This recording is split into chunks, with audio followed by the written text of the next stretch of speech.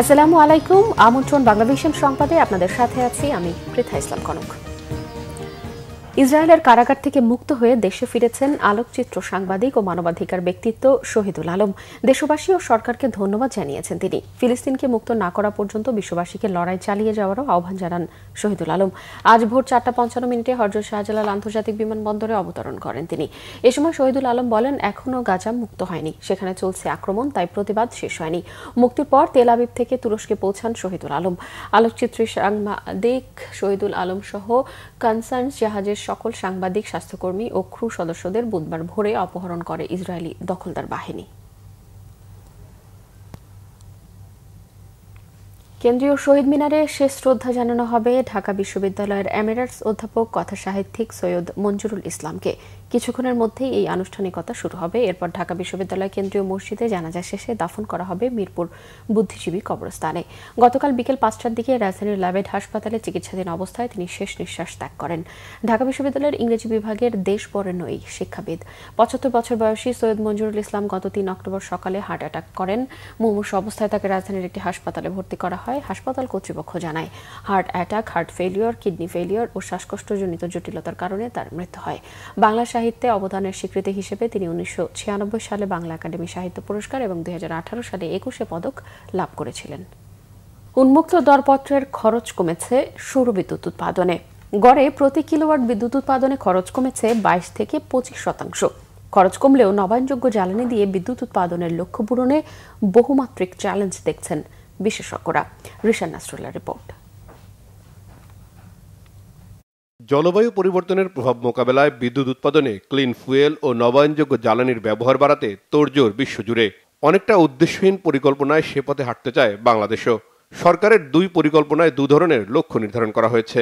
নবায়নযোগ্য জ্বালানি নীতি 2025-এর আওতায় 2040 সালের মধ্যে 30%, অন্যদিকে সমন্বিত বিদ্যুৎ জ্বালানি মহাপরিকল্পনায় 40% নবায়নযোগ্য জ্বালানি ব্যবহারের কথা বলা হয়েছে। নবায়নযোগ্য জ্বালানি দিয়ে বিদ্যুৎ উৎপাদনে আগের আওয়ামী লীগ সরকারের করা অনেক কার্যাদেশ এরই মধ্যে বাতিল করেছে অন্তর্বর্তী সরকার। এরপর উন্মুক্ত পদ্ধতিতে দরপত্র আহ্বান করা হয়। নতুন দরপত্রে গড়ে প্রতি ইউনিট সৌর বিদ্যুতের দাম পড়বে 8.27 সেন্ট, যেটি আগে ছিল 13.92 সেন্ট, অর্থাৎ খরচ কমেছে প্রায় 37%। ট্যারিফ যেটা এসছে সেটা বেশ ভালো। সর্বনিম্ন এসছে 7.49 সেন্ট এবং অ্যাভারেজ হচ্ছে 8.27 সেন্ট।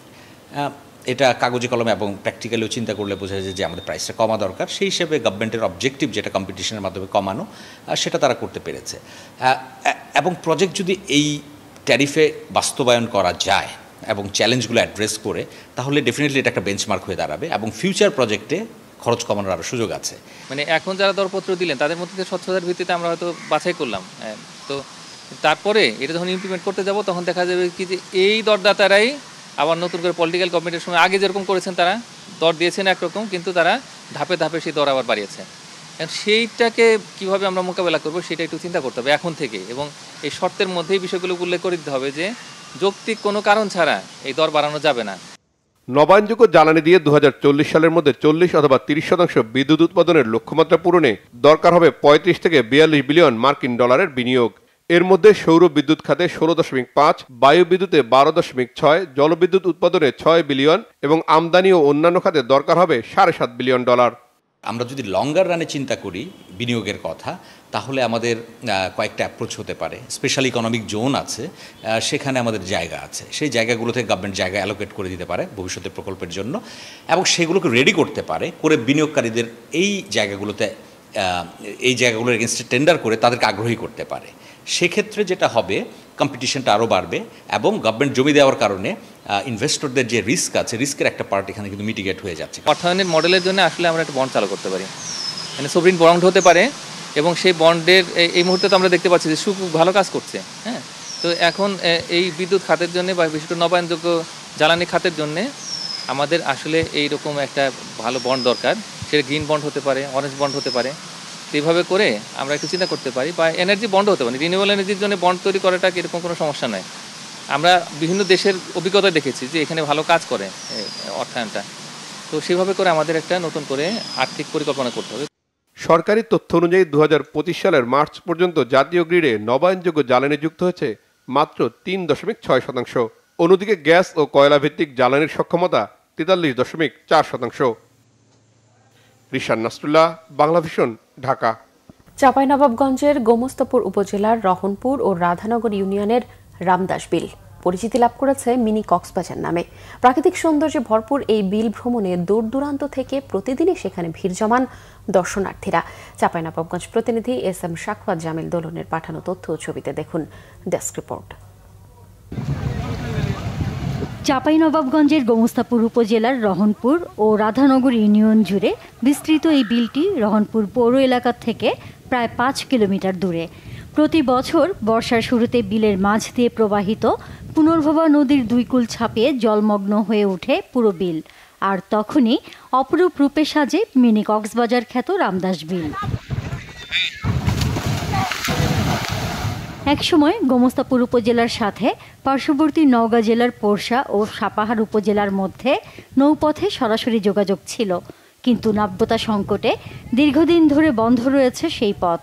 বর্ষায় পানি বাড়লে মাঝে মধ্যে নৌযান চলাচল করে। পুনর্ভবা নদী পুনঃখনন করলে নওগাঁর সাথে আবারও চালু হতে পারে নৌ যোগাযোগ। রামদাস বিলে গ্রীষ্মকালে ধান চাষ হলেও বর্ষায় তা অন্যরূপ ধারণ করে। কৃষকদের সুবিধার্থে এরই মধ্যে বিলে কংক্রিটের সড়ক ও পুনর্ভবা নদীর ওপর একটি সেতু নির্মাণ করা হয়েছে। বিলে যাওয়ার রাস্তাটির দুই পাশে রয়েছে পর্যটকদের বসার ব্যবস্থা। আমাদের মিনি সমুদ্র সৈকত কক্সবাজার মনে করে ঘুরতে আসলাম, ফ্যামিলি সহকারে এসেছি, খুব ভালো লাগছে। অনেকেই আসছে, আবার অনেকে আসবে ইনশাল্লাহ। এই জায়গাতে মিনি কক্সবাজার বলা যায় এটাকে। পানিতে হাঁটতে অনেক ভালো লাগছে। ফ্রেন্ডস মিলে এসেছি, লেখাপড়া চাপ থেকে একটু রিল্যাক্স ফিল করার জন্য আমরা এই জায়গাটাতে আসছি। নৌকা ভ্রমণ করেছি, তারপরে পানিতে হাঁটলাম, অনেক ভিডিও করলাম, ছবি তুলেছি। আমি এখানে এসেছি, আমাকে অনেক ভালো লাগছে। আমার সাথে আমার আব্বু এসেছে, আর আমার আব্বুর স্কুলের কয়েকজন স্টুডেন্ট এসেছে। প্রথম এসেছি, খুব ভালো লাগছে।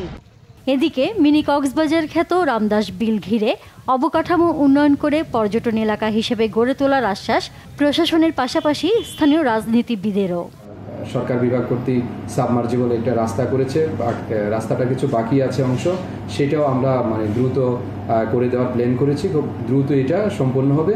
পাশাপাশি আমরা একটা ওই বিলের মধ্যে একটা ওয়াচ টাওয়ার করার একটা আমাদের প্ল্যান আছে। জনগণের ভালোবাসা নিয়ে সামনের দিনগুলোতে যদি বিএনপি সরকার গঠন করতে পারে, তাহলে জনসাধারণের সার্বিক জীবনমান উন্নয়নের জন্য যা যা করণীয় তা করা হবে। রামদাস বিল খুব শিগগিরই পর্যটন এলাকা হিসেবে গড়ে উঠবে, এমনটাই প্রত্যাশা দর্শনার্থী সহ স্থানীয়দের।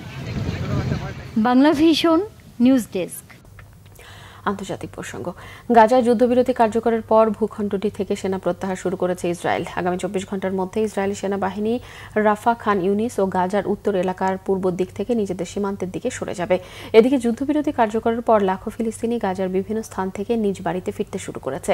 তাদের বেশিরভাগই দক্ষিণের বিধ্বস্ত এলাকা থেকে উত্তরের দিকে যাত্রা শুরু করেছে।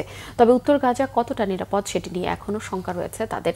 এর আগে যুদ্ধবিরতি চুক্তির প্রথম ধাপ বাস্তবায়নে ইসরায়েলের মন্ত্রিসভার অনুমোদনের পর গাজার পরিস্থিতি বদলে যেতে শুরু করে। আগামী সোমবার জীবিত 20 ইসরায়েলি জিম্মি মুক্তির তাগিদ দিয়েছেন মার্কিন প্রেসিডেন্ট। বলেছেন মুক্তির আনন্দে সামিল হতে রবিবার যাবেন মধ্যপ্রাচ্যে, ভাষণ দেবেন ইসরায়েলের পার্লামেন্টে। এদিকে হামাসের শীর্ষ নেতা খালিল আল হায়া বলেছেন স্থায়ী যুদ্ধবিরতির প্রতিশ্রুতি দিয়েছে যুক্তরাষ্ট্র। দখলদার সেনা প্রত্যাহার করে গাজায় খাদ্য, চিকিৎসা সরঞ্জাম সহ মানবিক সহায়তা, অবাধে প্রবেশের নিশ্চয়তাও পাওয়া গেছে। মুক্তি পাবেন ইসরায়েলের যাবজ্জীবন কারাদণ্ডের সাজা খাটতে থাকা 250 জন এবং গত 2 বছরে আটক 1700 জন ফিলিস্তিনি। দর্শক, এই ছিল এখনকার মতো। পরের সংবাদ বেলা 12টায় দেখার আমন্ত্রণ রইল। এছাড়া বাংলাভিশন সংবাদ ও সংবাদ সংশ্লিষ্ট অনুষ্ঠান দেখতে ভিজিট করুন www.bbnews24.com ও facebook.com/banglavisionnews এবং সাবস্ক্রাইব করুন youtube.com/banglavisionnews। এতক্ষণ সঙ্গে থাকায় ধন্যবাদ সবাই।